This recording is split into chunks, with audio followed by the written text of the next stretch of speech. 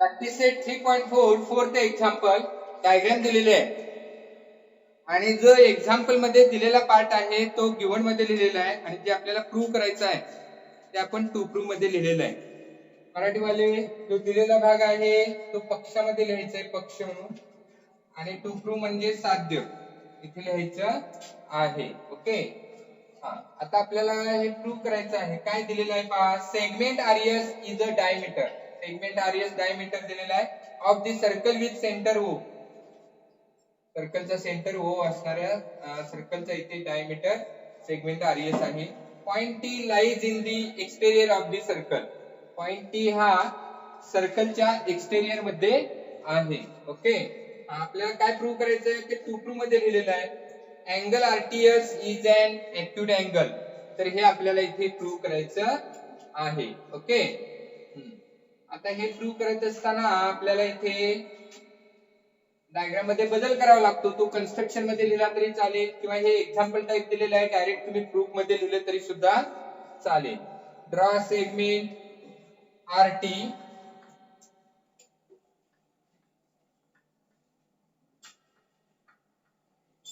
which intersect circle. आता हा जर जोडला तर इथे सर्कलला जिथे इंटरसेक्ट होतो तर त्याला काहीतरी नेम द्यायचा आहे. आपण कोणतं नेम देऊ? पी देऊ.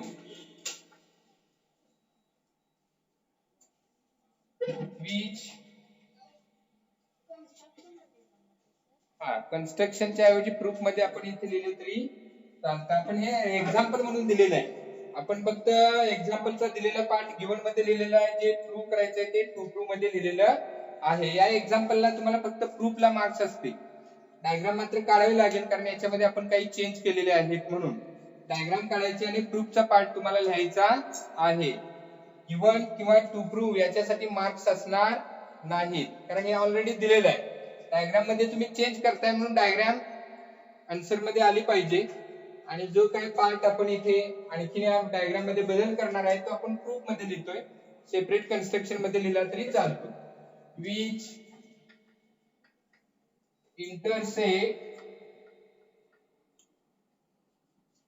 which intersect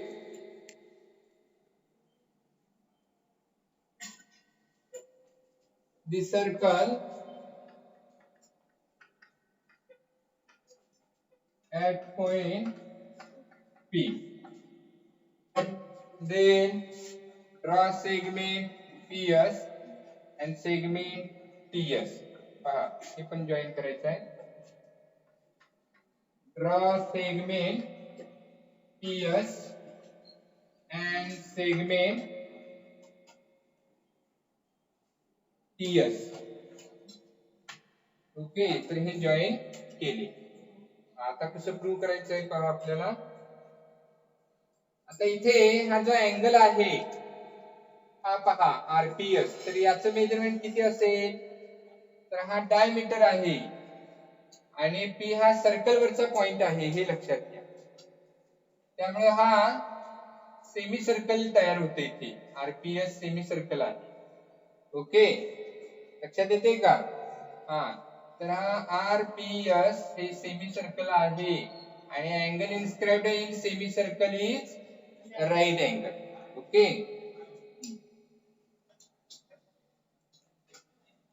arc RPS is semicircle.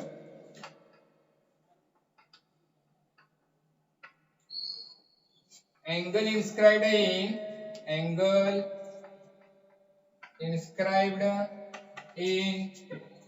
semicircle is right angle.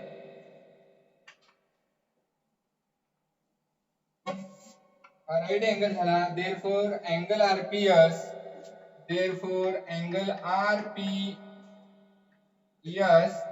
is equal to 90 degree and therefore segment SP perpendicular segment RT. Segment ESP किंवा PS म्हणू शकता, परपेंडिक्युलर सेगमेंट RT. ओके. हा म्हणजे जिथे अँगल SPT तर हा 90 degree झाला. Angle SPT काय होणार 90 डिग्री, इथे परपेंडिक्युलर दिल्यामुळे. देअरफॉर अँगल SPT किंवा TPS लिहू शकता. Angle TPS is equal to 90 degree. हा आपण 90 डिग्री आहे इथे लिहिलं. ओके. आता या ट्रायंगलचा विचार करा. इन ट्रायंगल PTS किंवा sum of all angles of a triangle is 180 degree. Therefore, in triangle TPS मध्ये तिन्ही अँगलची सम घेतोय मी. कोणता कोणता अँगल पहा. Angle TPS plus angle PST plus angle PTS is equal to 180 degree. Is equal to 180 degree.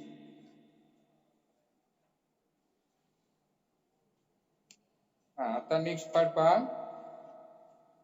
आता याच्यामध्ये हे TPS चे मेजरमेंट आपण इथे 90 डिग्री शोधून काढलेलं आहे, ते इथे लिहायचं आहे. Therefore 90 degree plus angle PST plus angle PTS is equal to 180 degree.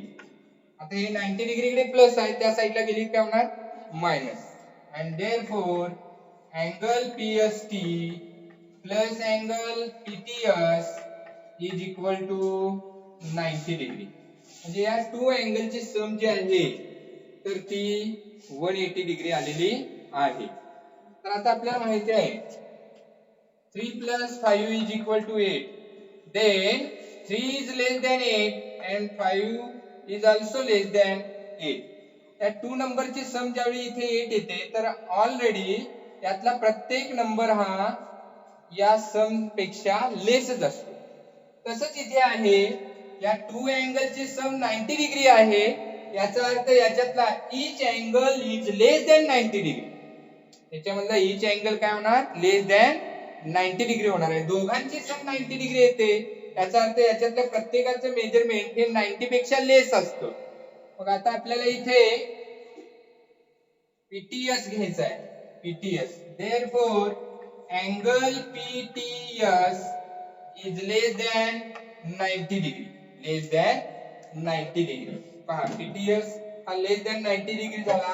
PTS means RTS. Therefore angle RTS is less than 90 degree. म्हणजे RTS हा अँगल लेस दॅन 90 डिग्री झाला म्हणजेच तो ऍक्युरेट अँगल झाला. Therefore angle RTS is an acute angle. आणि हेच आपल्याला इथे प्रूव्ह करायला सांगितलेलं होतं, जे इथे प्रूव्ह झालेलं आहे. ओके. आता हे जे आपण प्रूव्ह केलं तर हा T हा पॉइंट जो होता तो एक्सटेरियर मध्ये होता. समजा अशी डायग्राम दिली आपल्याला, इथे डायमीटर आहे, सेंटर ओ आहे आणि T जो पॉइंट आहे तो इंटेरियर मध्ये जर दिला, इथे पहा आपण इंटेरियर मध्ये घेतला, तर अँगल RTS हा ऑब्ट्यूज असतो. तर हे प्रूव्ह करायला जर विचारलं तर कसं करणार, तर हे RT जॉईन करायचा आहे, इथे इंटरसेक्ट होईल, तिथे काहीतरी नेम द्यायचा आहे, समजा ते P दिलं. Draw segment PS. Then we get triangle PTS. In triangle PTS, angle TPS is equal to 90 degree because angle inscribed in semicircle is right angle. Marathi वाले जर का आपण हा टी हा बिंदू जर अंतर्भागात आहे असं दिलं तर हे जोडायचं, इथे पी बिंदू घेतला तर इथे त्रिकोण मिळतो, हा 90 मापाचा कोन होतो, त्याच्यामुळे या दोघांची बेरीज 90 होते, कारण त्रिकोणाच्या तिन्ही कोणांच्या मापांची बेरीज 180 अंश असते. हा 90 डिग्री झाला तर यांची सम 90 डिग्री, याचा अर्थ हा ॲक्यूट अँगल झाला. हा जर ॲक्यूट अँगल झाला तर हे लिनियर पेअर मधले आहेत, रेषीय जोडीतील कोण आहे, हा ॲक्यूट असेल तर हा ऑब्ट्यूज असतो, म्हणजे हा ऑब्ट्यूज अँगल होणार, लक्षात घ्या. तर हे प्रूव्ह करायला विचारलं तर हा ऑब्ट्यूज अँगल आहे हे आपल्याला प्रूव्ह करता येतं. ओके, तर याच्या आधारे तुमच्या आता हेही लक्षात येणं गरजेचं आहे की समजा सर्कल वर एखादा पॉइंट असेल आणि इथे हा जर डायमीटर असेल तर सेमी सर्कल मध्ये जो अँगल इन्स्क्राइब होतो हा 90 डिग्रीचा असतो. जर आउटसाइड ला एखादा जर पॉइंट असेल आणि असा जर अँगल तयार केला डायमीटरशी तर हा राईट अँगल झाला, राईट अँगल. जर असा आउटसाइड ला असेल तर हा काय होतो, ॲक्यूट अँगल होतो. आणि असा जर इंटिरियर मध्ये जर असेल तर हा ऑब्ट्यूज होतो, हे लक्षात ठेवा, हा ऑब्ट्यूज अँगल असतो. तर हे आपल्याला माहिती असणं गरजेचं आहे. पहा आता मी जो सांगितलेला भाग आहे तो पार्ट हा एक महत्त्वाचा आहे. तर हा डायमीटर जर असेल, सर्कलच्या आउटसाइडला जर पॉइंट घेतला असेल तर इथे जो अँगल तयार होतो हा ॲक्यूट अँगल असतो. सर्कलवर पॉइंट असेल तर डायमीटरने केलेला जो अँगल राईट अँगल असतो, आणि इंटेरियर मध्ये जर पॉइंट असेल तर हा ऑब्ट्यूज अँगल असतो, हे लक्षात ठेवा. ओके, हा हा नेक्स्ट पहा 5. Prove that any rectangle is cyclic quadrilateral. तर अर्थातच आता आपल्याला स्टार्टिंगला डायग्राम काढायची आहे. डायग्राम पहा,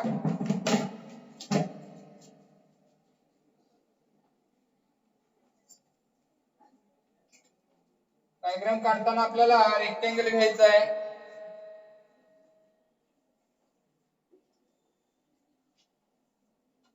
रेक्टेंगलची डायग्राम काढायची आहे. A B C D name देऊ. डायग्राम झाली. आता गिवन जे आपल्याला दिलेलं आहे ते आपण गिवन मध्ये लिहायचं आहे. काय दिलेलं आहे तर quadrilateral ABCD is a rectangle. तर हे झालं गिवन. त्याच्यानंतर टू प्रूव्ह, आपल्याला काय प्रूव्ह करायचं आहे, quadrilateral ABCD is cyclic quadrilateral.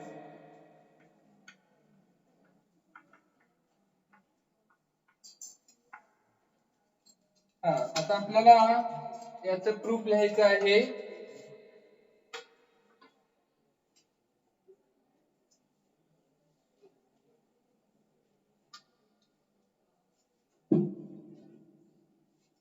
Proof cyclic quadrilateral साठी आपण टेस्ट पाहिलेल्या आहेत, तर त्याच्यापैकी कोणती टेस्ट इथे यूज करता येते आपल्याला पाहायचं आहे. स्टार्ट मी कसा करतोय पहा. Quadrilateral ABCD is a rectangle. Quadrilateral ABCD is a rectangle. का तर गिवन दिलेलं आहे आपल्याला इथे आहे. आता हा जर रेक्टँगल असेल तर त्याचा ईच अँगल 90 डिग्री असतो, म्हणजे therefore angle A is equal to angle B is equal to angle C is equal to angle D is equal to 90 degree. Reason लिहिता येईल angles of a rectangle.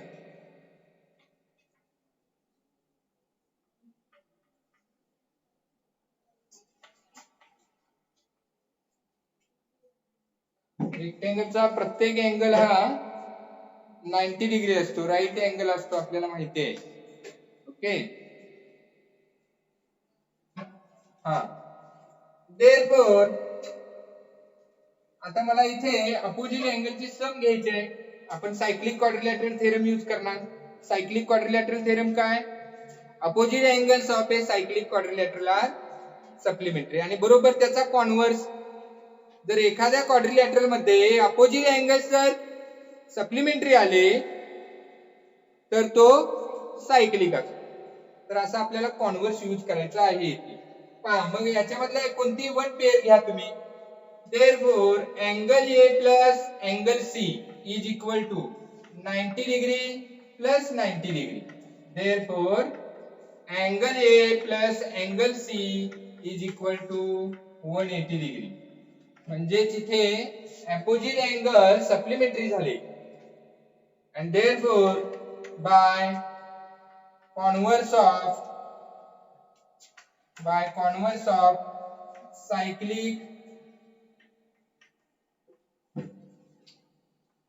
quadrilateral theorem, quadrilateral ABCD is a cyclic quadrilateral.